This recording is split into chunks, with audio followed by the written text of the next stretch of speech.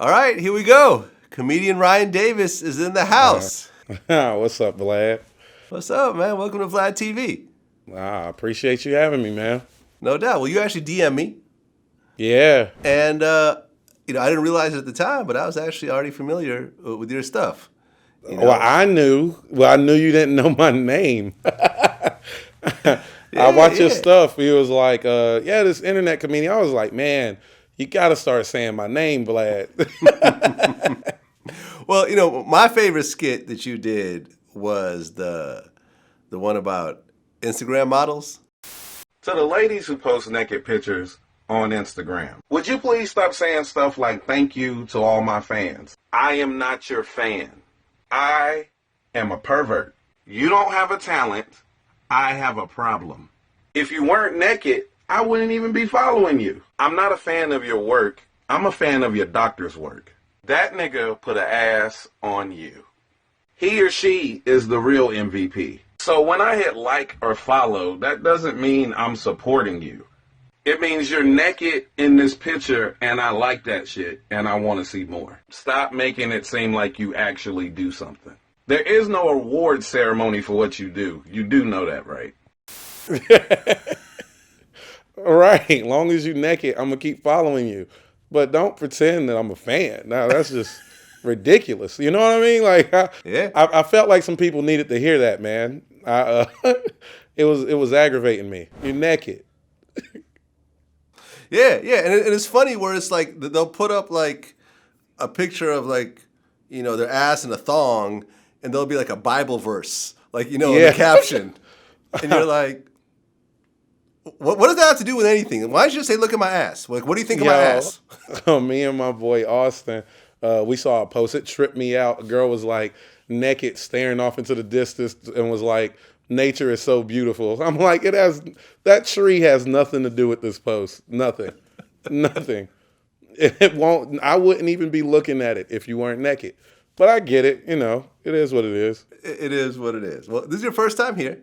Yeah. So, let's go ahead and start from the beginning. So you grew up in Concord, North Carolina?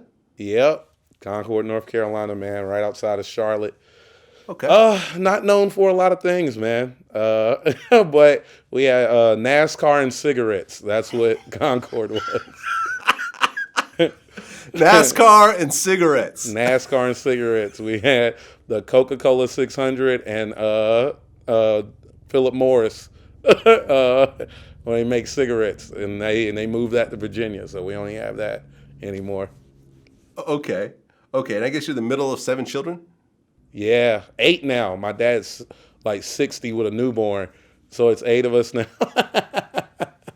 Yeah. Wait. Your dad is 60 with a newborn. With a newborn, dog, is the craziest thing in the world, man. I don't even know little dude's name. Like, I know it, I forget it every time, because we're not going to have a regular relationship, man. I'm 31. We're not going to play together. Like, I feel like I just need to recognize his face and know who he is. But it's going to be a while before we have a relationship, man. Okay, I assume that your mom and dad aren't together anymore? Nah, that's what it was. They split, and then he didn't waste no time, man.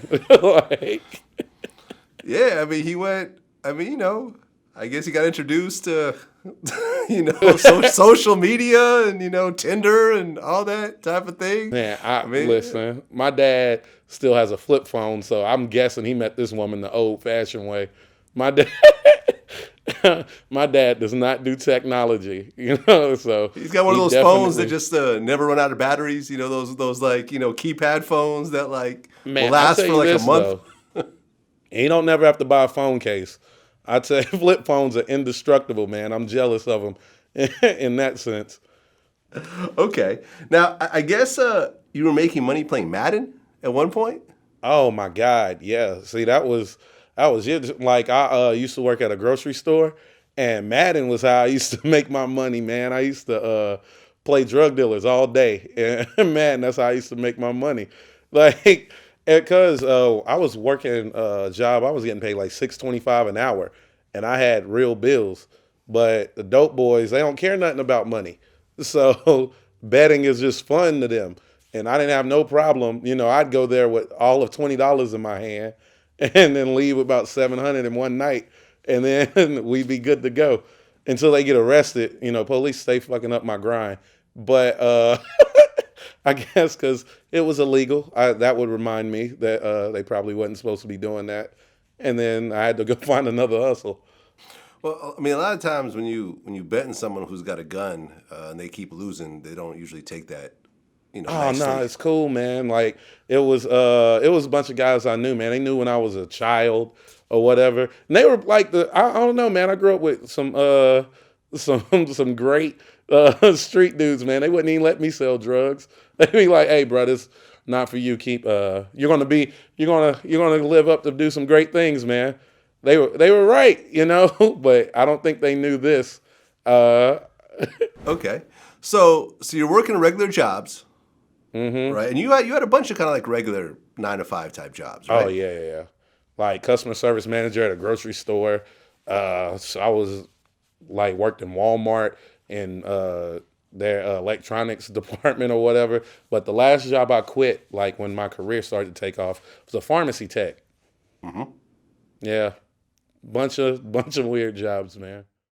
Okay, and at that point, when you were working at the pharmacy, that's when you started putting up like comedy videos? Yeah, man, that's when they started going viral. It was crazy. What happened was I was already a stand-up comic. Okay. So the stand-up comedy actually came first before the internet comedy. Okay, Yeah. so let's just rewind for a second. What made you actually want to do stand-up? Because that's kind of a scary thing for a lot of people to actually get up in front, of an audience like that. Oh man, it's terrifying, man. But I went to go see Kevin Hart's Let Me Explain in theaters, and then like 2 days later, I went to go see it with my other girl, and then I was like, you know what? This is I want to try this. You know what I mean? This is something that I want to get into. And like 3 days later, I got on stage for the first time. I was bit by the bug, man. I was like, this is what I want to do. So I started that in 2013, and then it was the end of 2015. I ended up doing a show with DC Young Fly, and he was headlining, and he just sold all these tickets. You know what I mean? And I had many mentors. Many of my mentors in comedy, they not very well known, but I think they're some of the best comics in the world. But they don't sell tickets, so they don't get the work. And they were like, putting asses in seats that's the name of the game. So immediately I was like, well, let me figure out this social media thing, and then I got to work, man. 16 hours a day, the social media. Okay, so you're doing stand-up, and, did you start doing like open mics? Yeah. Open mics. I started my own room just to give myself even more stage time, and then I would take my money from my job, and then I would buy like sound equipment, stage, everything, get everything set up in this venue. They gave me I was like really doing comedy in like a Mexican nightclub and a Mexican restaurant and all kinds of stuff, man. Michael Blackson came and did my room. Shout out to Michael Blackson. We were really in a Mexican club in Concord, North Carolina. Okay. Like doing comedy, slinging jokes, man. And I just kept trying to build that skill set, the whole time. Because I always wanted to be a comedian. The stand-up is like the main goal. To be one of the best to ever do that is the goal. But there's other, the way you garner that type of attention now is different than what it used to be. Well, yeah, I mean, I've interviewed a lot of, big stand-up comedians. I mean, D.L. Hughley's done my show a few times. I've done Eddie Griffin. I mean, Michael Blackson, who you mentioned. T.K. Kirkland is on the show all the time. And, they've all kind of had these stories with hecklers, like especially in the beginning. Did you have some bad heckler experiences early on? Whoa, man. Bad. I'm going to tell you, heckling, I love... I hate heckling, but I love that people think they can go there with me at my show. You'll always lose. I handle hecklers very well. Like I don't ever have a problem with hecklers. My problem is the heckler that doesn't know they're heckling, who thinks they're a part of the show. Like you're saying something and they're agreeing with you, but they're doing that church thing. Like, I know that's right. You better tell them. Like, nah, stop. You're not helping the show at all. Or, but bombing is worse, way worse than heckling. Bombing is the worst thing on earth, man. Okay. Yeah, because, you talk about heckling. I interviewed AJ Johnson, and, oh, man, I'm trying to remember who told me this. I remember someone told me that AJ Johnson actually got on because he would go to, like, this big comedy club in L.A., and he would heckle all the comedians. AJ, let me tell you how AJ got started in the comedy world. Back in the day when Robin Harris, me, when we started out in the hood, and then we started performing at the Comedy Store on Sunset Boulevard, where all the greats come through. And they had this room called the Original Room in there.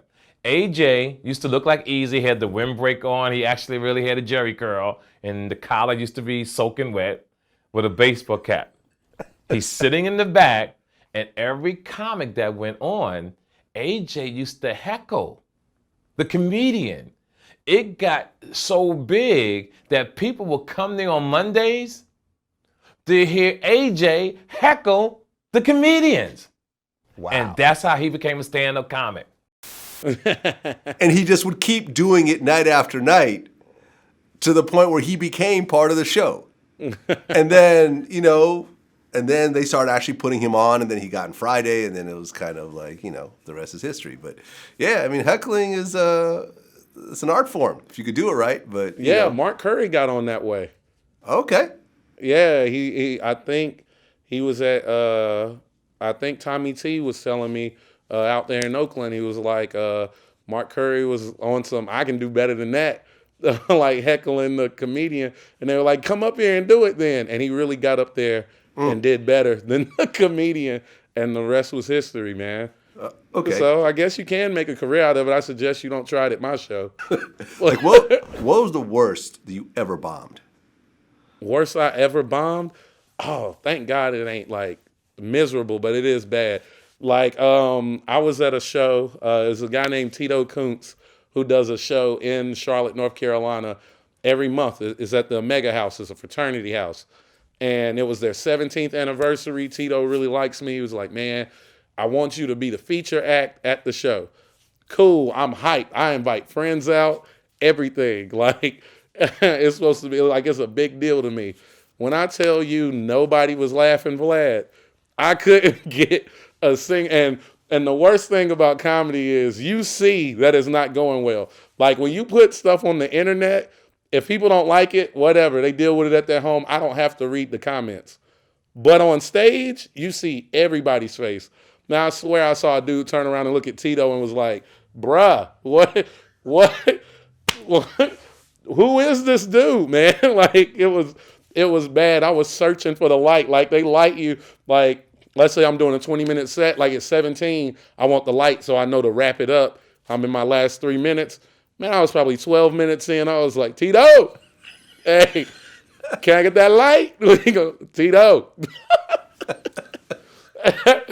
It was bad, man. Okay, so you're doing the stand-up, and you're getting traction. You got your own room. You're doing open mics and so forth.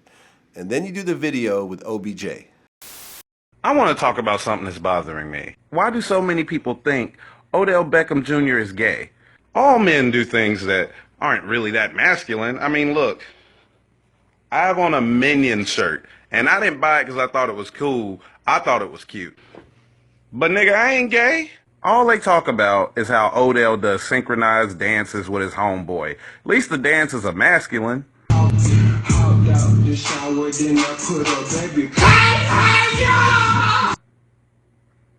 I mean, he was clearly playing around in that video. It's not like the nigga is out here being a ballerina or some shit.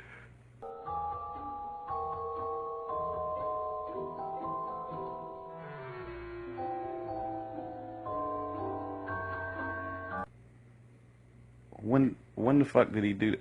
Look, it don't even matter. Lynn Swann, Hall of Fame wide receiver, played with the Steel Curtain Steelers, and he did ballet. It helps you keep your feet in bounds whenever you catching passes on the sideline.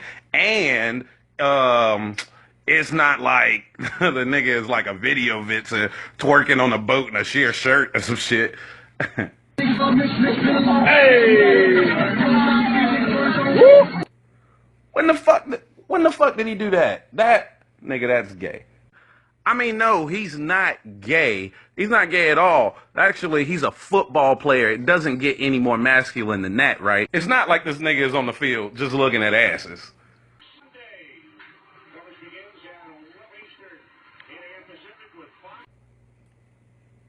Fuck it, I give up. He looked at that nigga ass like, damn, that nigga thick. Like, what the, who the fuck does that? Man. And everything changed, man. From that day, everything changed, man. Like, it was crazy. That video did something like 10 million views or something like that. And I knew right then that things was going to be different. I didn't know how to even gauge it because, like, I was doing videos because I like it. You know, you want like I said, I saw what DC was doing and I was like, yo, this is possible or whatever. So you put stuff out there, but you never really expect, you know, you hope, but you never really expect it to hit the ground running. I mean, I wasn't even 10 videos in when that took off. Like, and then I was like, yo, this can't be real. And then 2016, I just kept making videos. I think I had like 75 of them go viral. But you know, with the OBJ video, you're actually working at Sam's Club still, right? Yep. Oh God, that was I was at Sam's Club, and oh man, I was at work, and my phone was on. Like, I don't know if people remember this, but Facebook before some years ago, you would get every notification. Like if somebody liked something, if somebody commented, everything, you would get each individual notification. Your phone would ring for every single notification. And my joint went viral. So my phone was on fire. Vlad, like I couldn't even keep it in my pocket. I had to take it out of my pocket and take the battery out of it because like I was dying. I was like, what's going on? I didn't know what was happening, man. I thought, you know, since I was broke that I just had a faulty phone. But when I put it back together, man, it did like 2 million views in an afternoon. Something crazy. And I was like, oh, this is something else. Like, oh man. And then I was known for that for a while until I could, come up with something to make people not necessarily forget about it, but think of me as, just a funny guy in general and not the Odell Beckham guy. So you put out that video, and did things change in your career in terms of doing stand-up and so forth after that? No, not really. No, it let me know that I was on to something. You know what I mean? But no, the money still wasn't coming. Because even though the video went super viral, people don't follow you off of one thing usually. Like you gotta keep bringing it. People will watch it, but they don't hit the follow button. They just go, hey, that's funny, move on. Because that's the way social media works. It's a ton of funny content on there. You got to prove that you're worth keeping their attention. So, it didn't change much, but I kept grinding. Like the change was fast though. It went from not having an effect on my career. That video, let's say, was in January, right? By the time June came, I was selling out shows. Really? Yeah. Okay. So from January to June, you went from working at Sam's Club to actually selling out shows. Yeah. So you quit your job? Oh, yeah. Oh, yeah. Yeah. I quit before the selling out shows. As soon as I saw like that the views and stuff was picking up, I was like, I need to put more time into this because this is clearly going to be something. Okay. How did it feel to actually quit your job at that point? Terrified. Yeah. Terrified because it is unknown. And at the time, I just had a baby girl. Oh. So wow. Okay. So what does your daughter's mother say when you tell her that, hey, sweetheart, I know we have this new baby and there's all these new bills and everything else like that, but I'm going to quit my stable job with health benefits and everything else like that to do internet comedy? So listen, the funny part is she was the one pushing me to quit the job. I grew up, like I said, the middle of 7 kids. My dad held things down. A man is supposed to work. That's the way that I'm the man's supposed to take care of his family. But she's like, she always knew. She knew the first time she saw me on stage that it was going to be a thing. So she always pushed me. I was lucky in that respect because I know a lot of guys who do comedy and they don't get support from whoever they're dealing with. But she was always, nah, you need to do this. I'll hold it down, until things work out, and she don't work anymore. So it works, to the women who don't want to support their homeboys, support their man's mixtape. It can happen, just to let you know. It's actually kind of funny because I did a post on one of my, social media accounts recently. It was a new term I haven't heard before called Hobo Sexual, which is someone that enters into a relationship to prevent themselves from being homeless. Yeah, that was me. Hobo Sexual, someone that enters into a relationship to prevent themselves from being homeless. I definitely was a hobosexual. You do your research, man. You good. I was. I didn't even know about that term, but definitely. Yeah. So you were a hobosexual. You were basically in a relationship to prevent being homeless. I didn't have a car. I didn't have a place, man, but I could sling dick, and I knew if I did it right, I was gonna end up in a place. You know what I mean? Whether I just had to do it right. I had to use what I had. You know what I mean? And I had nothing but that. But it worked out. You know what I mean? And everybody was paid back. Shout out to everybody who made this possible. Your dreams, Okay. So now you're starting to sell out shows. Yeah. And is the money starting to come at this point, to the point where you actually support yourself off the comedy? I'm talking about making double in a month what I was making in a year at my job. Really? Really. Yeah. Really? So you're talking about a Sam's Club job, maybe 30, 40,000 a year. So you're actually doubling that. Yeah. In a month. Yeah. How did that feel? Unbelievable, man. It was, I was in disbelief for a long time, man. Like, this can't be real. Is this real? And then, I was being from where I was from, I had never been anywhere. So the thought of, I'm in Concord, North Carolina, they saying, hey, man, you have a show in, Nashville, Tennessee, or you have a show in St. Louis, Missouri, or you have a show somewhere, and I've never been to these places, and you get there, and there's a room full of people who've paid just to see you, just because they enjoy what you do. Oh, man, it was the greatest feeling in the world, man.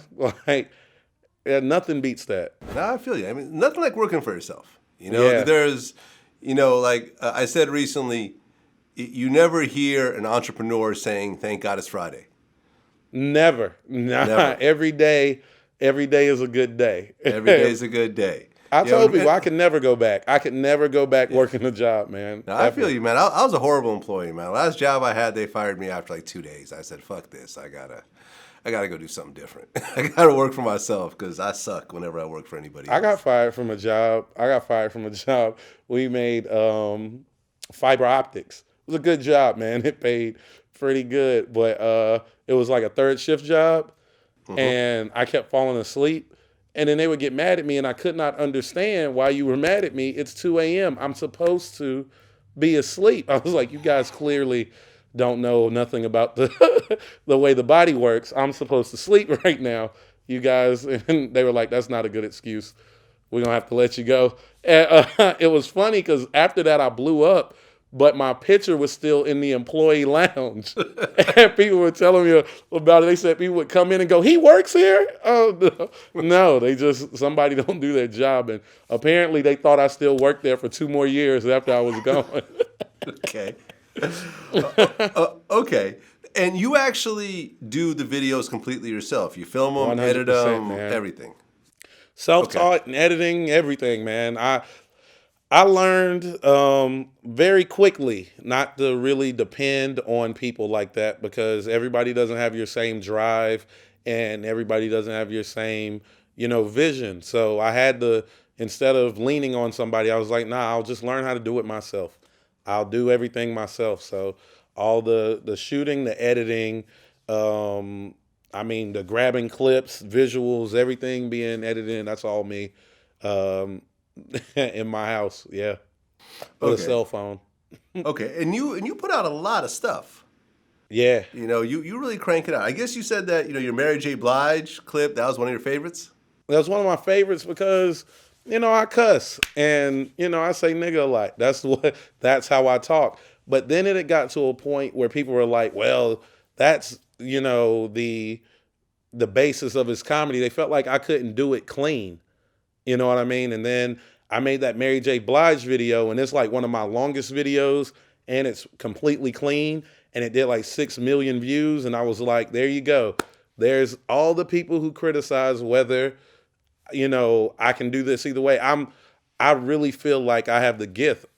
I really have a talent for this. And, you know, sometimes you just got to show people, you know, I can give it to you however you want to.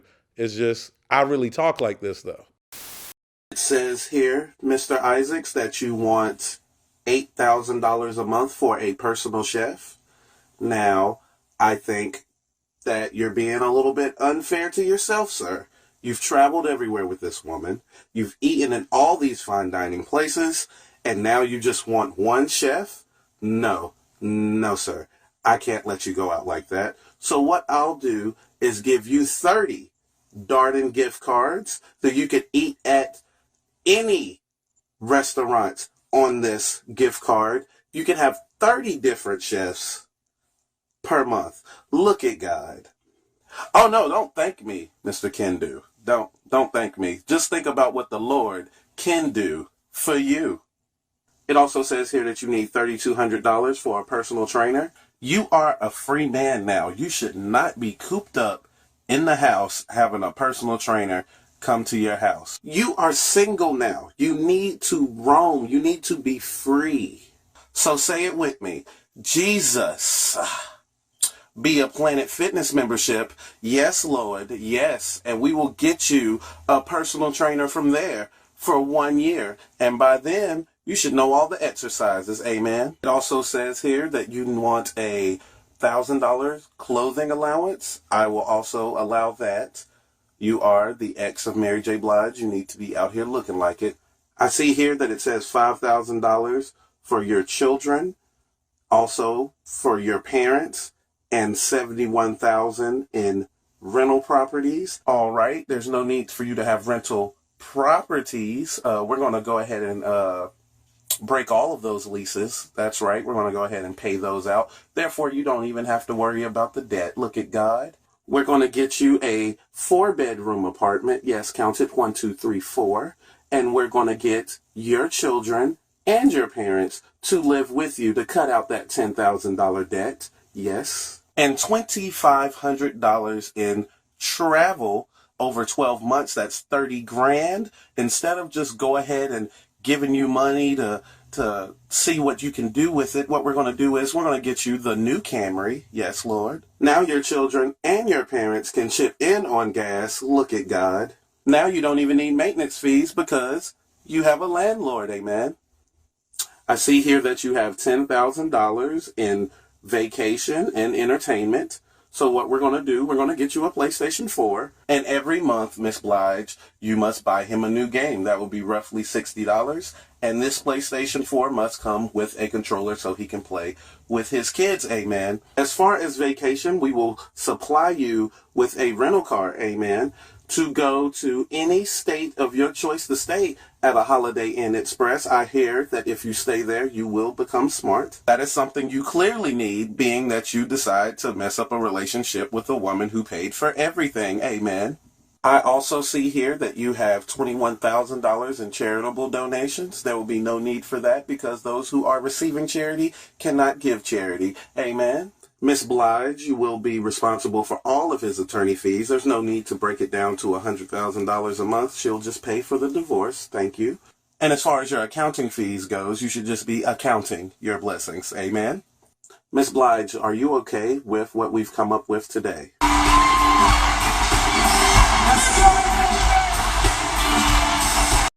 Did you get any backlash from any of the people that you actually ridiculed in these videos? No, I don't. I'm sure, like, I've heard some things, you know. I hope it's not true, but I heard Odell Beckham is not a fan of mine at all. But, I understand that. But at the end of the day, when I make this content, it's never personal. It's 100%, this is what's going on in the world today, hot topic, or this is the way I view something. And I'm in it really for people to see it and to trigger people to laugh. That's really what it is. People at work every day doing all these things, and they go into their phone to be entertained, and I'm providing entertainment. A lot of people that I talk about, the reason you even come up in my mind is because I respect what you do enough to even know who you are. So, hopefully they don't get too offended, Okay. And, one of my favorite videos, I was going through a bunch of them, before the interview, the Iggy Azalea video. Oh, yeah. Iggy Azalea is upset because a bunch of men are asking her to take the porn offer that was given to her. And I'm on Iggy's side. Look, Iggy Azalea sells music. She doesn't sell sex. And to ask her to do so, it's disrespectful. Like this picture, for example. This picture says, I work really hard on my rhymes. I write daily. You know what I mean? I'm trying to give y'all an album that's real personal and give you some of the dopest bars ever. Being in your panties, holding a Hello Kitty, that's what that says to me. This is not why those dudes follow her. They follow her hoping she can follow up Fancy. Never mind the fact that they only listen to Fancy because the girl singing the hook sounded just like Gwen Stefani. All about the music. I don't know why a man would look at this picture and go, man, it'd be interesting to see her in porn. Nothing about this picture says porn. And it's posted on her Instagram. Get the fuck out of here, Iggy. Yeah. Oh, man. The owner of Bang Bros loved that video, too. Yeah, he commented on it. Yeah. They were sending me stuff. They were like, yo, let me send you some stuff, dude. We're here dying laughing. But I just thought it was idiotic, man. Really. Okay. My thing is, all right, like I made the video about the getting naked.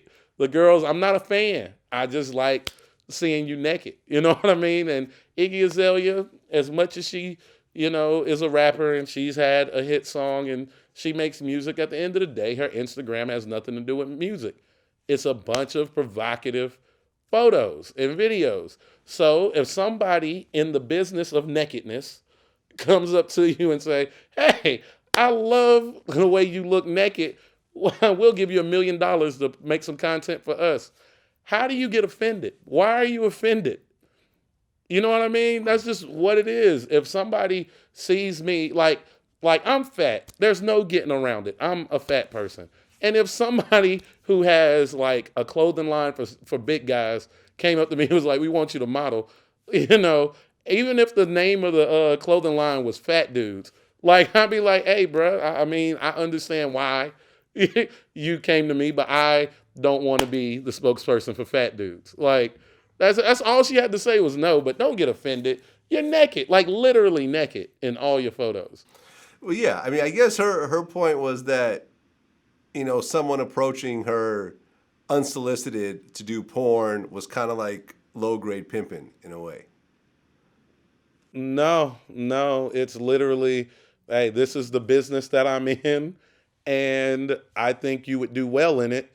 I mean, what's wrong with making the offer? I think people are just, I don't know, people get really sensitive nowadays. I don't think there's nothing wrong with making the offer. Now, if you decline the offer and then they get disrespectful, then you have something to talk about. But the initial offer, nah, it's nothing disrespectful about the offer. Say no and keep it moving. Yeah, I mean, I guess the funniest part about all this is that, as soon as the offer was made, you look through her comments and everyone's like, sign it, sign the offer, yeah. Sign it, sign the contract. Come on, sign it. What are you waiting for? Sign it. And I just that's found that fans. hilarious. Like they were just the Pornhub hive or whatever you call it. Was just I'm telling you, Bang Bros has a strong fan base. Those dudes were they were really pushing it. They were really thinking that their 2 cents was really going to swing her in that direction. That's a little creepy. You're like, nah, I don't want to do porn. And you get 1,000 comments from dudes. Like, come on, it'll make my life. I mean, who would not watch that? Like, honestly, who would not watch an Iggy Azalea porn tape? Let's just keep it 100. Let's just keep it 100. Everyone would watch it. listen to me, Vlad. I don't have a paid subscription to nothing. That would have been the first time that I would have got a paid. If I couldn't get it on the bootleg tip, I would have a paid subscription to that. If I couldn't, I would definitely see that. And Iggy, that's not disrespectful. Yes, I want to see you get plowed. Sorry, apologize. My bad. Let me see if Nick Young got a video. But other than that, like I'm not. I wouldn't do it. Like, look, it's all fun and games. She said no, so there we go. That's where we're at. Well, she said no today, but right. That next I album mean, flop, if you really we'll think about it, I mean, listen, like, I mean, we've gone hard at Iggy over the years, just in terms of like the whole black scent thing. You know, the fact that she's an Australian girl that raps with like an Atlanta accent, which I always thought was kind of weird. I always thought that was kind of weird, just to be honest. You know, and she's had essentially one hit record. You know, yeah. And I said the reason why it was a hit because the girl on the song sounded like Gwen Stefani. Yeah. Let's just be honest. That's what it was.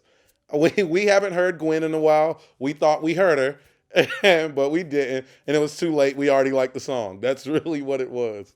Yeah. And I mean, apparently she got dropped from a label and she signed a deal with like Empire or whoever. But I mean, the money's going to run out at some point. If you don't keep coming out with songs that react sooner or later, I mean, because she lives in Calabasas, like near where I live, and it's like, you know, it's pretty pricey over there. Sooner or later, you're going to have to either downgrade. Vlad with the humble brag. The humble brag. You know, I live over there. It's kind of pricey. You know what I mean? Pricey. I mean, I know how much it costs over there. And if you're just sitting around taking Instagram photos of your ass all day, the money's going to start to run out. Yeah. The money's going to start to run out. But the interest in the porn is going to run out. That's what she don't understand. Like 6 years from now, she's not as young. We not going to pay the same price to see it. So it's 100,000 now, actually. Yeah, right. That was when what you were happened to that million? No, you should take it back. Do it now. Should have listened to the guys in the comments, you know? Yeah. They're trying to steer you in the right direction. You got to cash out when you hot. You got to.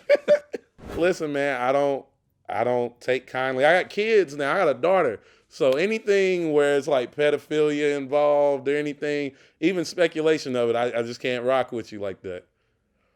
Okay, and you said that he was the R and R&B, but how'd you say the double R? It's statutory rape. Yeah, the two R's, the statutory rape. Yeah. Oh man, that is brilliant. Yeah, I did say that. Man, I'm funny, man. And I think the statutory rape. Yeah, that's the funniest part in that video is he said, when you said, you were quoting him from the song, and you said, I admit it, yeah. Yeah, I admit it. He said, I've been set up. He said, the only thing you were set up is when you were setting up the camera. Right. And you really went there when you actually cut to that sex tape. And I'd forgotten about this because I'd seen the sex tape back in the day. We're talking, this is like 99 or 2000 or some shit. 2000, I think it was like 2001 when that shit started to leak. And you see him you show him setting up the sex tape and kind of making believe like where he was fucking, like, okay, this is the angle. You are a nasty nigga. Oh wait, I forgot. You addressed those two girls. Okay, let's get into it.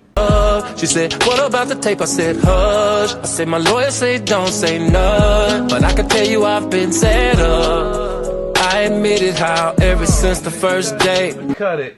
You were set up. Nigga, I saw the video. You set up the camera. No, I'm serious. I remember you setting the camera up, sitting beside it and pretending to have sex by yourself to make sure you had the right angle. So basically, you didn't admit nothing. You didn't admit anything. So we still out here okay. We saw you literally set up the camera and set up the whole scene. You were not set up, man. And it was in the interview with Godfrey that you brought that up. And I was like, come on, Vlad, man. That was, hey, a video from Ryan Davis. That's all you had to say, Vlad. I was like, come on, man. Shout out to Godfrey. We just have a new interview. Yo, shout out to Godfrey, man. That's coming hilarious. It's coming out soon. Yeah, man. I mean, because we all saw that tape. Yeah. Let's just keep it 100. Well, I didn't keep a copy of it because well, at the end of the day, you can't say it was pedophilia because it went to court and the girl testified that it wasn't her. So technically, legally, because all of us are blind. And, but it is. I mean, everyone knows that's essentially child porn, and you saw the video, and it's like this girl looks like she's like 15. Like, come on, cut it out. She was a child. She was my age. Like at the time, I was like 14, I think. Whenever that was a thing, and I was like, oh man, like this. She looked like she went to school with me. I was like, this dude is tripping. Like I had to sneak and see it though. I didn't have access to it. And then I saw it on VHS, dog. Yeah, that's where I saw it. No, it was only on VHS. No, I remember that's like crazy. That's how old that is. Yeah, no, they're selling it at the swap meet, like in the hood. Like they were selling it at the swap meet. Selling it at the swap meet. That's where I got my copy. And I'm like, because everyone was talking about it. So you're like, well, let me just see. Maybe it's really just a young looking older girl or something. And you watch it, you're like, oh shit. Nah. When you saw her take off the Captain Planet book bag, you were like, I don't know, Kales. He's adjusting the camera and stuff like that. Like you see his face all on the camera. Yeah. His beard was all overgrown. Zorro mask laying in the corner. I was like, it's you, dog. Like, come on, man. Yeah. And then there's the whole Leah thing, of course. Yeah, and that's the one he can't escape. Like, even if with that one, the Leah thing is documented, dog. That's what it was. And I just don't rock with it. Now, this is the thing about R. Kelly, though. You can't ignore the fact that he's still unbelievable at what he does, man. Like Apple Music, they suggest music to me, to you all the time. If you go in, I always look at the album of the day or whatever, and they had R. Kelly's TP2, and I do not rock with R. Kelly, but let me tell you, that album is everything, man. It just is what it is, and people need to. It's hard to say stuff like that because people don't separate the two often. Like you can't be the monster that people believe R. Kelly is or Bill Cosby is or Louis C.K. is. And if you recognize that, then you're not supposed to appreciate the art of it all. But these people created some of the greatest moments in history, man. And it is what it is. Well, yeah. I mean, I have Nick Cannon is a regular on our show. Yeah. And he's worked with R. Kelly before. That song Gigolo back in the day. Yeah. And he said something interesting. I've watched my man maneuver and make a hit record in less than 15 minutes. But his social skills are poor. Yeah, it's just like we see that. Like I see why that man is attracted to a younger girl because they talk mentally. Yeah, they're on the same level. Oh, like no sophisticated. I've never actually looked at it like that. What grown ass woman, other than once you get over the fact that this man is a great singer and performer, what's your conversation going to be about? I agree, but not the children's fault. And that is 100%. The problem. 100%. That is the problem. Like at the end of the day, it is what it is, man. And I can't even wrap my mind around that thinking. Well, you made some comments about Dwight Howard. Yeah, the white man. you put up like a meme, like Dwight ESPN Howard 30 for 30. ESPN, yes. Switching teams, a Dwight Howard story. Oh man, that was a great meme, man. Pat me on the hell nah, it was funny. That story came out, man. I didn't really, the reason I put the meme out instead of making a video because that wasn't a story that was interesting enough to me for me to research all that was going on. And then in all likelihood it's not true. You know what I mean? I don't know. I mean, I don't know. I'm not trying to get sued. That's what I'm saying. Like it's just not cut and dry enough. You know what I mean? When a person has a history of trying to set people up or like launder money from people or whatever. Because they said that person tried to do it to Playboy Cardi like 2 years ago or something like that. Okay. And I was like, nah, once you have a history of trying to set people up in the public eye, I can't really believe what you say. There's like the boy who cried wolf. You know what I mean? So you can't, it's only so many times you can be the dude who cried gay. Like I can't rock with it. I don't know if you remember, but back in the day, there was a transsexual named Sydney Starr. Of course. And she claimed that she had relations with Chingy. Yeah, I remember. And I interviewed both Chingy and Sydney about it. Because at one point, Sydney came out and said that she had lied about the whole thing. And, Chingy said he lost like a major record deal over that. It injured my career a little bit. I watched it happen. I lost a deal because of that. You lost a deal over this? Yeah, I lost a deal because of that. And to this day, people think that Chingy is into transsexuals still. It kind of reminds me of that a little bit. And, in today's society, to be connected to a transsexual, is sort of a weird thing. Give it 4 years. Give it 4 years. It'll be a wave. Remember the whole Mr. C thing? Yeah, man. But that was actually true. He admitted that he actually is into transsexuals. Yeah, see? But I remember when we started covering the story, he started because he was working at Hot 97 at the time, he started blackballing my artists who I was friends with from the radio station. Oh yeah, it became a thing because he was because we were covering it and we were kind of a bigger, media outlet, and he found out who I fucked with and started banning them at Hot 97. And we had to get on, we had to have someone step in, and me and him got on the phone, and he was like, yeah, that shit ain't true, the whole he, she shit. And, if you're going to do that, then I'm not going to allow my resources to help your people out. And I'm like, all right, fine. I'll stop covering you, stop fucking my people up, and whatever. And then the shit turned out to be true anyways. Why ain't he just come on the show? Yeah. That's what I'm saying. You feel like your name is jacked up, man. Just come out and say your piece. Yeah, be gay. If you're gay, just be gay. Okay, you like chicks with dicks. Cool. That's your thing. All right? It's not my thing, but it's your thing. Clearly. It's your thing. That's what was killing me. When I was doing the Odell videos, it was just funny to me. But some people were like, is he homophobic? I don't care what you doing. I don't care.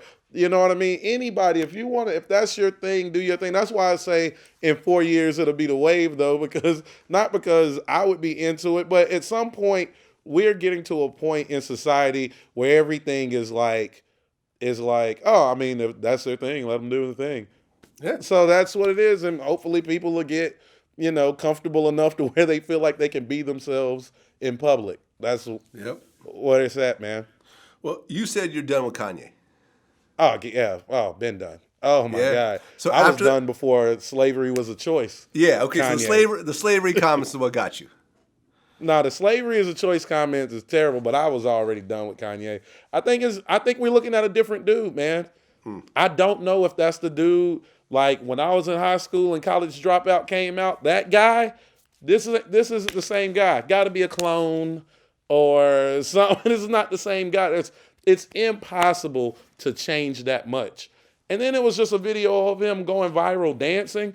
Kanye has made some of the best hip-hop beats ever. He can't dance on beat. You can't even tap your feet to a beat. That's not the same dude. That's a clone. I don't know.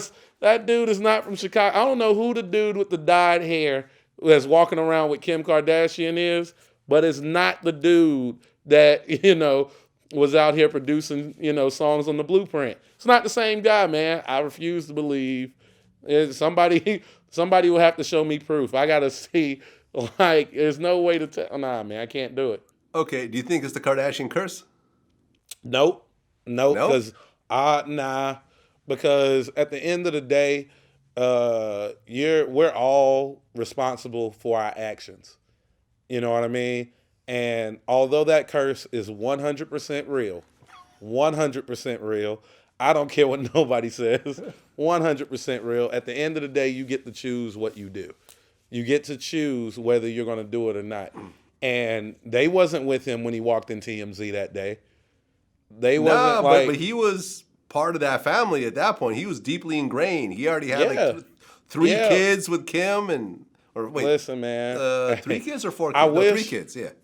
See, right now, you killing me because I want to be like, I want to point to a man that was dealing with them and be like, but he didn't, but they all did. They all end up wild. Bruce Jenner. Yeah, no, it's Caitlyn. Caitlyn Jenner turned into a woman. And kept the medals. You should get your medals taken away if you're not a dude anymore. I'm just saying. I don't know how I feel about that. I mean, Scott Disick became an alcoholic. Yeah. The basketball player got out, safely. James Harden got out safely. Was James Harden messing with them? He was with Chloe. He got out right in the nick of time. He was right after Lamar Odom. Now Lamar Odom ended up on crack. Yeah, he almost do you know how crazy that is? Yeah. How 6 Man of the Year NBA champion to street corner smoking crack. That is the craziest drop off. When you're in that position, you shouldn't even be able to find crack, to be honest with you.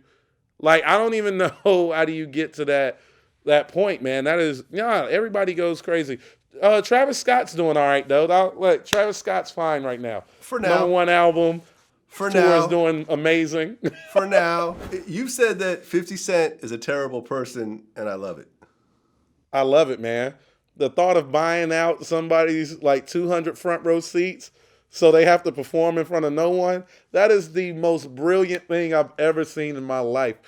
And that's when I realized that being an artist is just different from the general public. The general public was like, yeah, but Ja Rule is still getting paid. That doesn't matter. When you're an artist and you care about performing, you don't want to perform in an empty room.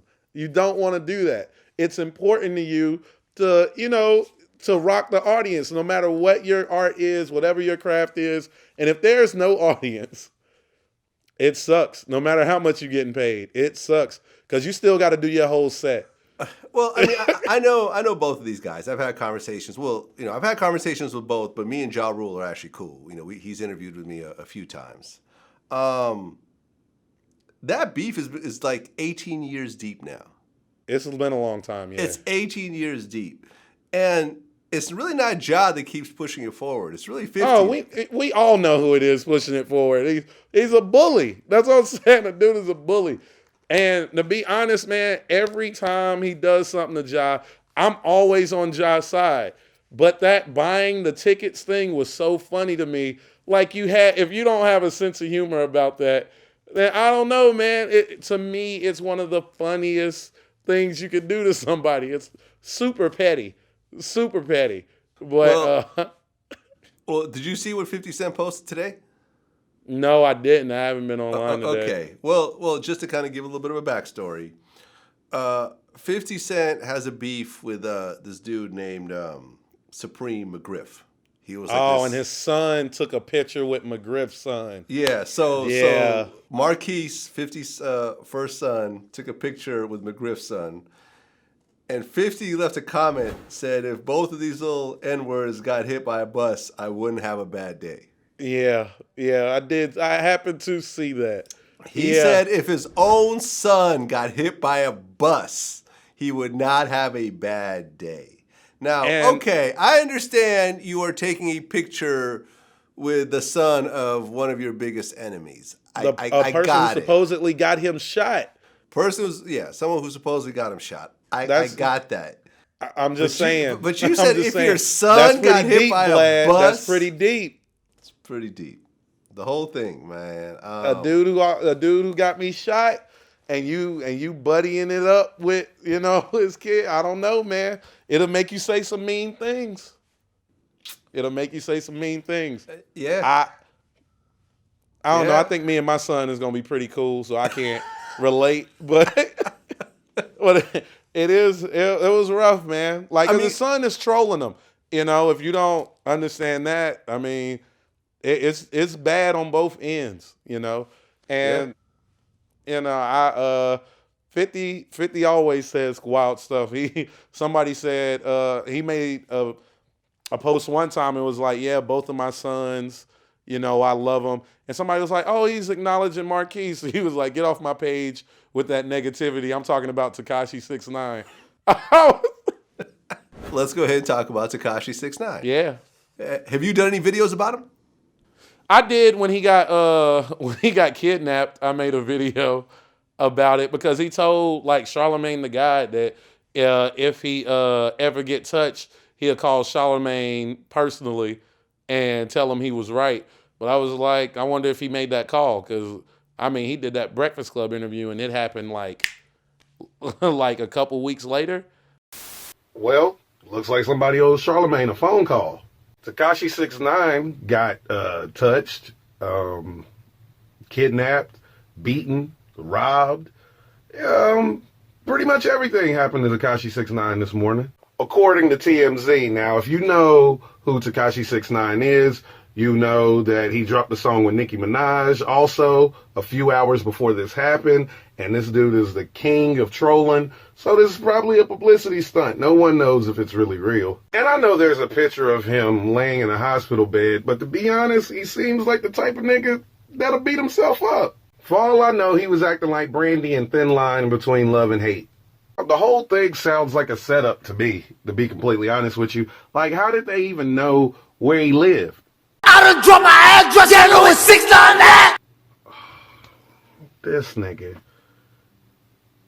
Listen, if you're known to walk around with $750,000 worth of jewelry on you, don't give people your address. That's literally asking niggas to show up to your crib like, I don't have money, but what I do have are a very particular set of skills. Skills I've acquired over a very long career. Skills that make me a nightmare for people like you. Nah, man, he playing a dangerous game. He was always playing a dangerous game, man. I wish him the best, but that's like we talked about in the beginning of the interview. I used to be around street dudes all the time.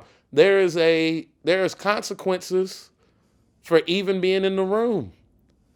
There are consequences for being in the room. Like, no matter what I'm doing in my life, if I hang around people who commit crimes, if I know about it, I'm an accessory. When they get knocked, I'm going down. Period. Just for being their friend. If I helped them count money and the money was illegal, I'm going down because I'm their friend and I had my hands in it. I'm just as responsible.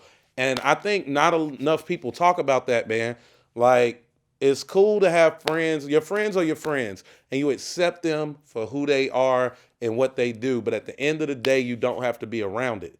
You don't. You can tell them, look, when you're doing this type of stuff, or if you're going to be doing this type of stuff, I'd rather not be around it because I don't want your consequences to come over onto me.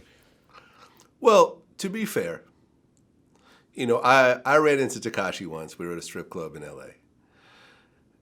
And the first thing they were like, oh, yo, this is Vlad from VladTV. Oh, yeah, bring him over.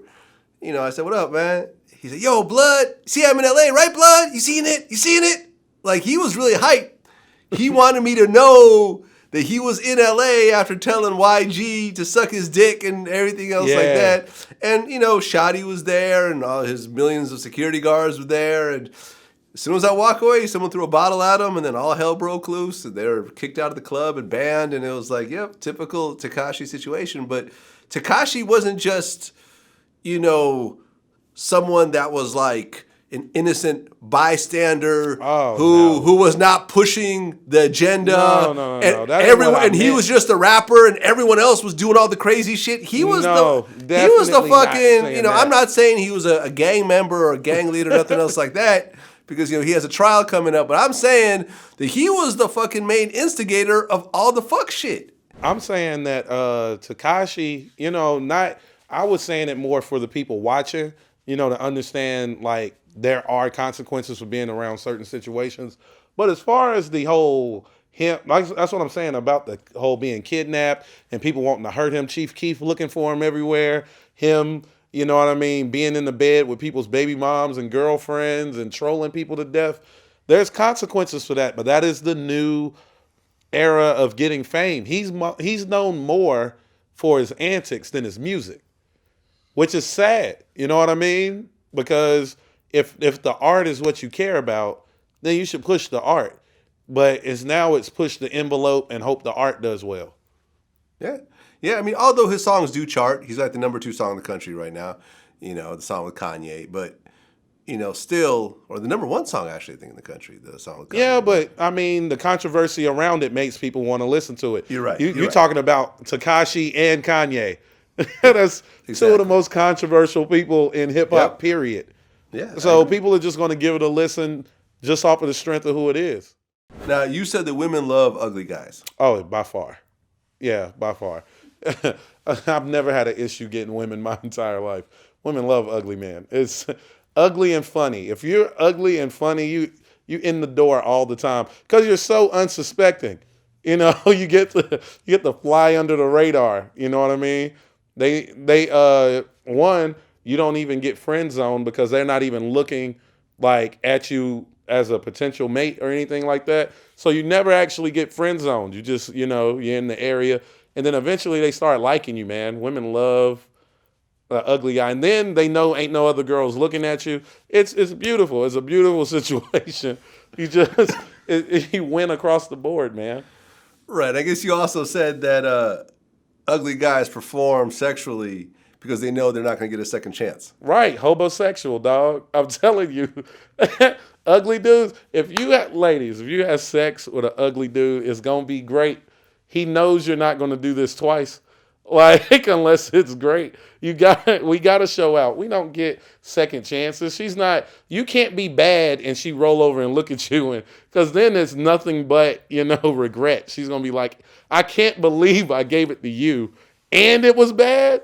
But, you know, if you do it right, you know what I mean, and she roll over and look at you, you start looking cute all of a sudden, man. It's a win.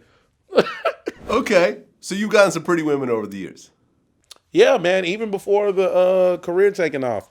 My first few girlfriends were gorgeous, man. Okay. So how does an ugly dude, for all the ugly dudes that are watching right now, what are some secrets? First thing you got to do, ugly man, is don't try so hard, man. If you do the whole I'm going to come up to her and spit game to her, understand that your face is your first impression. You're not leading with your best foot. All right. Okay. Go out in a group of people and like have some attractive people around, and that's where you shine. You know, these guys who are traditionally good looking don't have your personality. They don't have the social skills you have, and you go out in a group and you outshine these dudes, and then that's what gets the attention of the pretty girl. Don't ever do it one-on-one, dog. That's not your strength. It's not your strength. You got to show her your worth, and your worth isn't in the initial walk up. It's in being the guy who controls the room. Right. Plus, being somewhat famous helps these days also. Oh yeah, that it's different now. They lie to me now. You're so handsome. It's like, oh, all right. All right, ma'am. I'll take it. I'm not even gonna argue with you. Okay. Now, you went at the dude with the big neck recently. Yeah. My man Nectarine. Yeah, I remember. Yeah, that dude. God. That dude has a heck of a rap sheet, dog. That dude he had a lot of mug shots. Well, you know, when we first dropped, you know, the mug shot, everyone was like, man, that's the worst Photoshop I've ever seen. You know, is this what y'all reporting on? Fuck VladTV. Like, yo, I could do this. I could have Photoshopped that myself. Like, come on, this ain't news. This is not a real person. And you know what's actually funny was, I guess his people DM me and were like, yo, we want to do an interview with him. You know, we want you to interview him. And I'm like, well, where are y'all at? He's like, Jacksonville, Florida. And I'm like, I ain't got no damn cameraman out in Jacksonville. Like, you know, if you told me Miami, maybe. And lo and behold, you know, and I'm still skeptical myself because I'm like, I mean, it's Photoshop. Maybe. I'm not sure. I'm not going to spend my money on this. Lo and behold, the next day, he really gets out of jail, and that neck is real. Yeah. It's 100% real, and he was the part that had me laughing was how like swaggy he was with it. He couldn't move it or anything, but he was like, to all the ladies who gave me a chance, you know.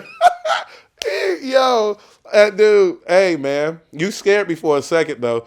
You were like, you were talking about the dude with the neck. And then you were like, yes, people called for an interview. I was like, is he about to come through the door?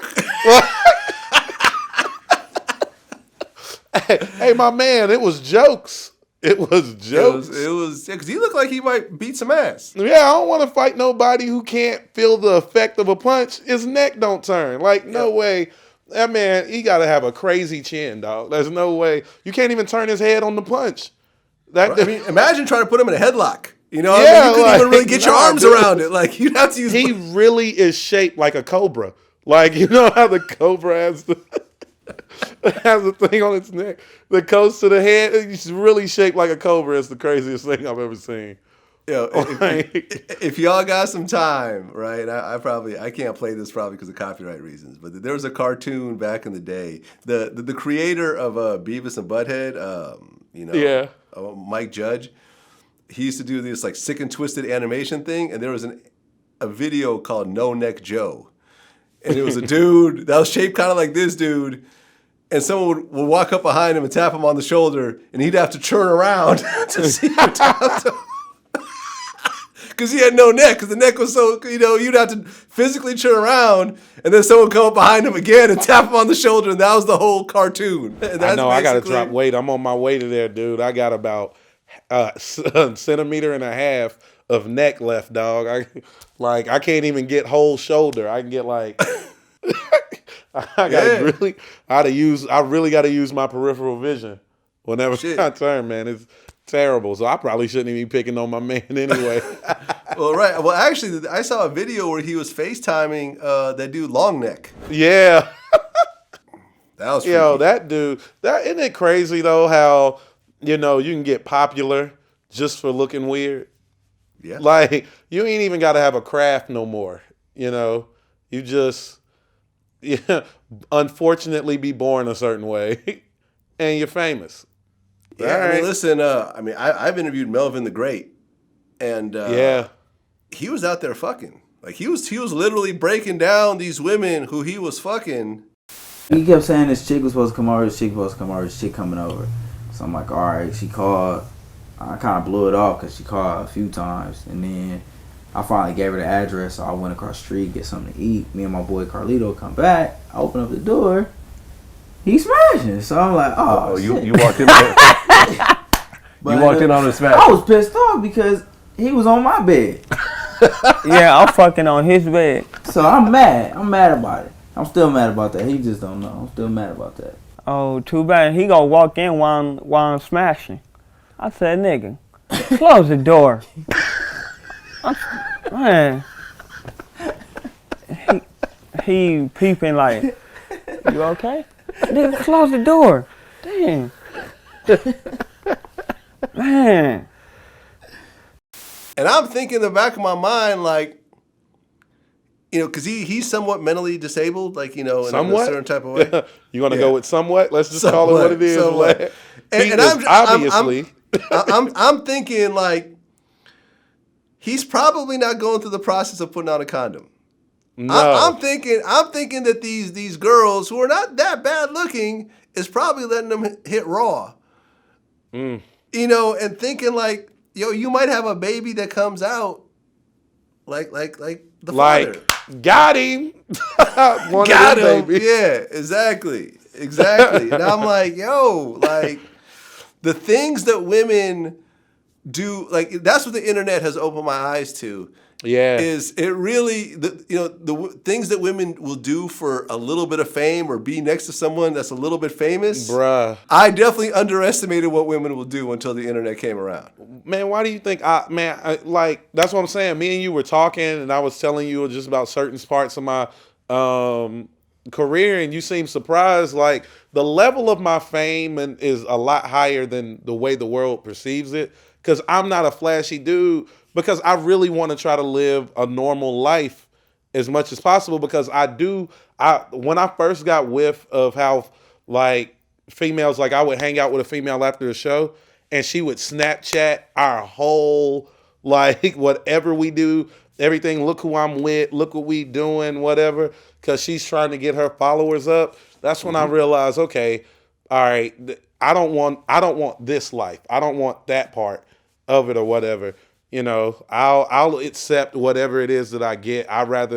But the problem with that is, you know, the perception of fame is actually better than being famous. Well, why do you think I'm behind the camera? Yeah, you know, you're a smart man. Think about it. Like, my YouTube channel gets like 50 million views a month. Yeah. Okay. Think about if I was in every one of those videos. Yeah. How it would be for me just walking around New York City or LA or stuff like that. I can about imagine. I'm telling you. Think about, and I've been doing this for 10 years. Like, think about that. There is a very specific reason. I like to go to the grocery store and just go shopping. You know what Right. I mean?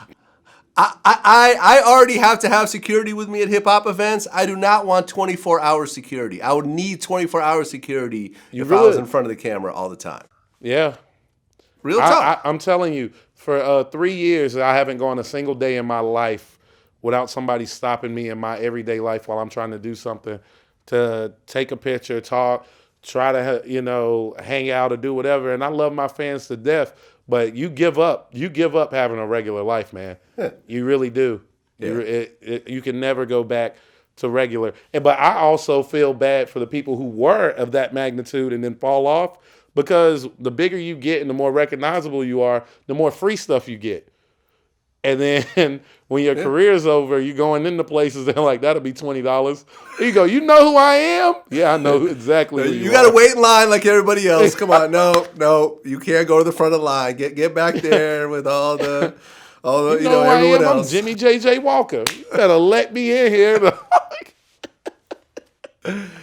Yeah, man, that's how it goes. You know, but for me, it's always been about the business. You know, I mean, I'm really here, you know, to make money and have a good business. It's not about stroking my ego to see how many people stop me for pictures. Yeah. But that's just me. I'm also not on stage like you, so you and I have a different kind of business. Yeah, I'm telling you, rest in peace to Patrice O'Neal. You know, yesterday was the 7th anniversary of his death.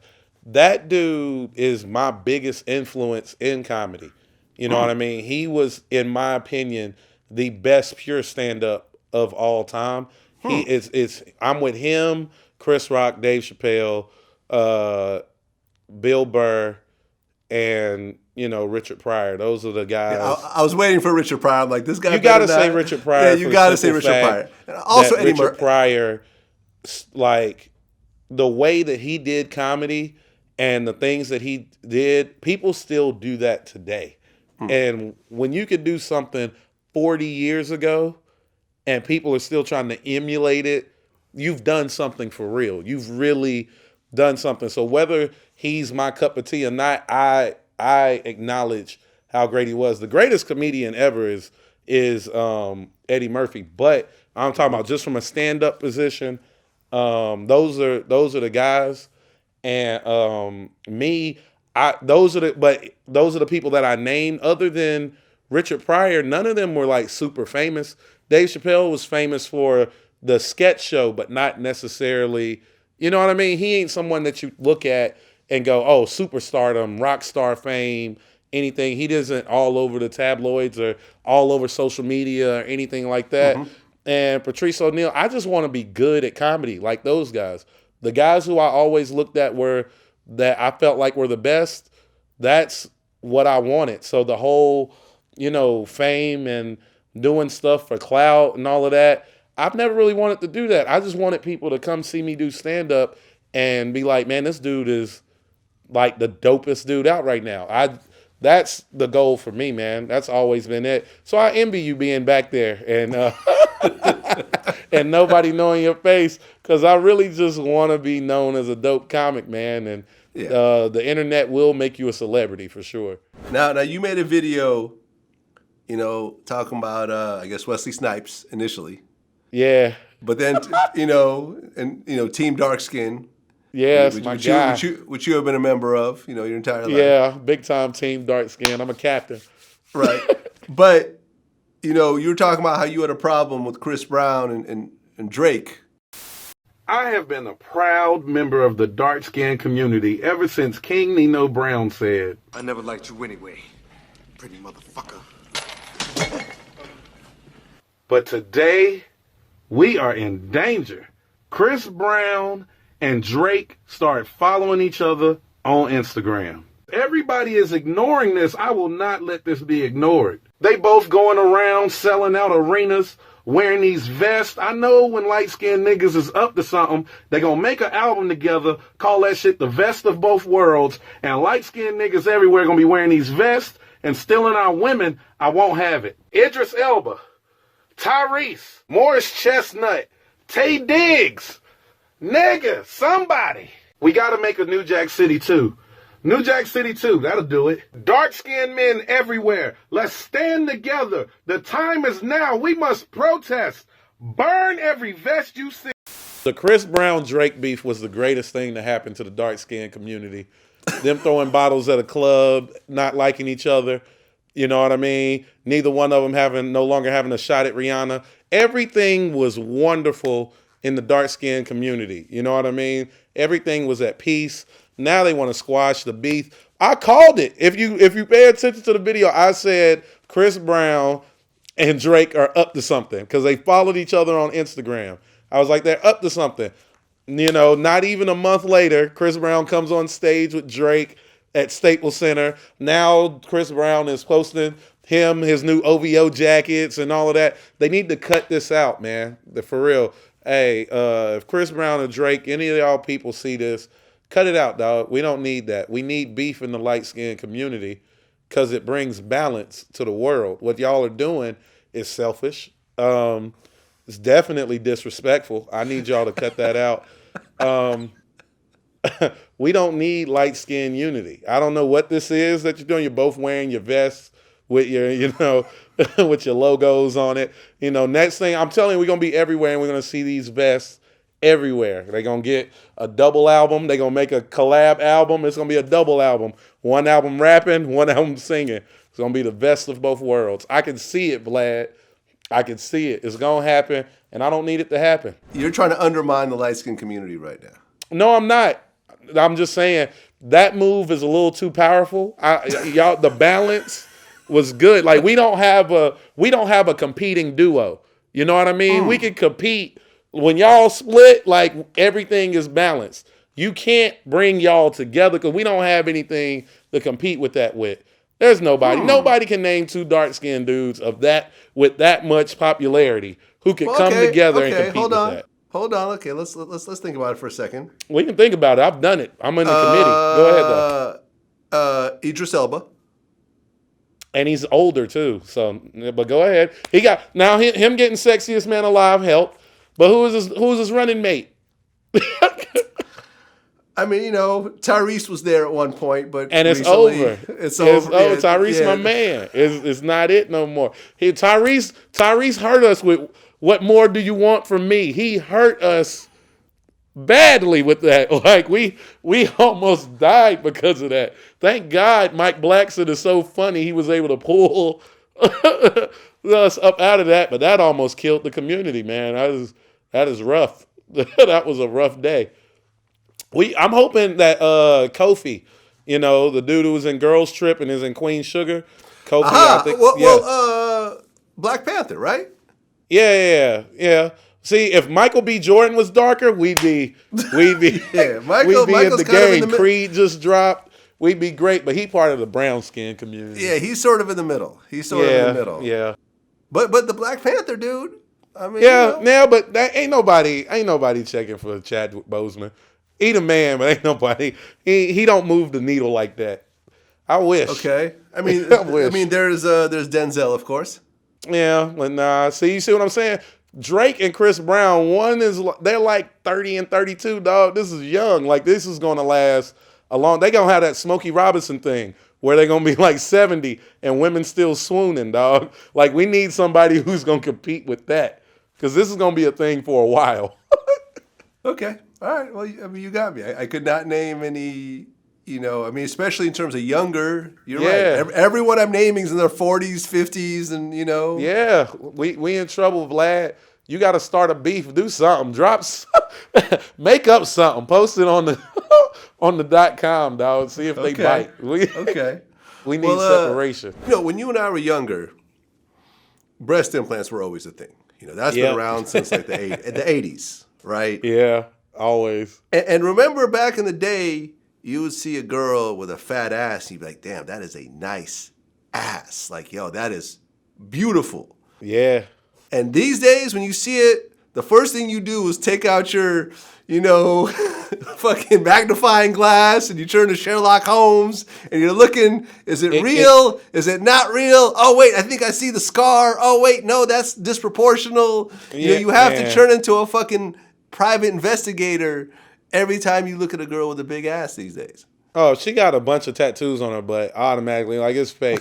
I don't care how much she liked tattoos. It's fake. It's covering up scars. I don't care. I've always, there's certain things where as soon as I see it, I go, I don't care what you say. It's fake. I'm not taking it. I'm not not doing it. And it takes away from the appreciation because I'm from the South, man. And we really appreciate a nice ass, man.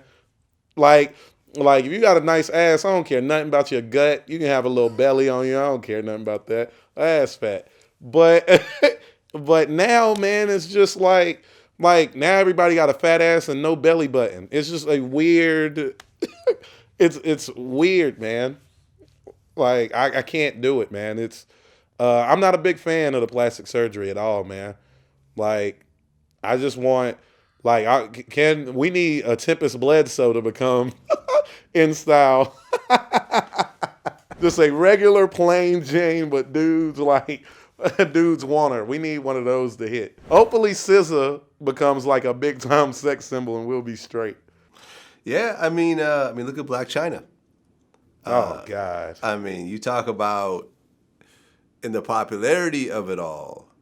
Ain't it crazy? And I've known women who had badass natural bodies. Like, they were just bad. But, I remember one of them, she was a stripper and, she was competing with all these girls with their fake asses. So she decided to go get some lipo. And I told her, I'm like, you're going to get some lipo and it's not going to look completely right. And it's going to start a roller coaster ride that you're not going to want to be on. And sure enough, she got some lipo and it looks a little uneven. I'm going to go back. And I'm like, all right, I haven't seen her since. Like, I don't even want to know what she looked like now. Man, one of my best friend's moms died on the table getting plastic surgery, man. It's a serious thing. I don't think people talk about how serious it is, man. It's life altering. Well, really. Kanye's mom died on the plastic surgery table, and I interviewed Joan Rivers. Oh, really? She died getting plastic surgery? Yep. Oh, I didn't know that. Yeah, man, it's rough, dude. It's nobody talks about how serious it is, but it's because people think, oh, it's an ass, oh, it's just the stomach. No, it's surgery. It's still surgery. Well, yeah, no, I interviewed Tamika Raymond, Usher's ex-wife, and she said flat out, I just, all the comments about people calling me ugly and old and whatever, and me being in the limelight with Usher, she just said fuck it, went to Brazil, got some plastic surgery, and she had a cardiac arrest. It was so stupid. Like, come on, you had a baby 3 months ago. You have a pooch because you have a big uterus. You just had a baby. Hello? Yeah. Why are you going to be insecure based off of comments? Right. Based off of blogs? So you think that kind of drove you? Oh, sure. Sure. I won't say that I'm ever led by what anyone said, because today anyone can say whatever they want, and I'll sit there stone-faced like... Like, Usher didn't even know about it. Like, that's how crazy it is. And, I've interviewed Cardi B, and she's gotten ass shots. In order to get lipo, where, they put the fat transfer in your ass and your ass get bigger, you need to have fat. And I did not have no type of fat. Like, I'm naturally skinny, and then me stripping, I used to get it popping in that pole. You know what I'm saying? So I had super six packs, no fat in my body. I had enough fat to put some in my ass, but I was desperate to have a bigger ass. And then almost every girl was going to this lady that was getting the shots in Queens, and it's like, well, give me her number and hook me up. And it's like, I did what I did, and isn't that scary? don't Yeah. even know what's in there. I don't even know what's in there. Like, but It's like McDonald's food. You know what I mean? Just you don't even know it's a lot worse what's than that. in it, and you putting it in your body. It's ridiculous. Yeah, man. What do you have coming up next? Coming up, still on tour. You know what I mean? I got shows coming up in Pittsburgh, Cleveland, Houston, Texas. I'm doing Dallas for New Year's. Got Buffalo, New York. I'm Detroit. Ooh, can't forget Detroit. Got that going on. I'm about to start working on my podcast and my web series. You know, it's time to get to work, man. You know, another year showing people more diversity in it, and hopefully get this comedy special shot at the end of 2019. No doubt. Well, listen, Ryan Davis, man, I think you're the definition of coming, from nothing to something. Using your own resources. No one put you on. No one took you under their wing. You know what I'm saying? You literally started from the bottom, editing your own videos, shooting your own videos, using the social platforms that everyone has access to. Yeah. And here you are today, touring around the country. You're supporting, your family and just doing your thing, man. And everyone who's looking right now should really look at someone like yourself and be inspired. I appreciate that, Vlad, man. I try to be, that guy that, people can see it, that regular guy that people see it and go, you know what? If I really put the grind in, man, this thing is possible. That's what I want people to see, man. Well, yeah, man. I think after this interview, telling your whole story and people seeing it, I think a lot of people are going to follow your path, man. And that's a great thing. I appreciate that. No doubt, man. Until next time. All right. Peace. See you, Vlad. No doubt.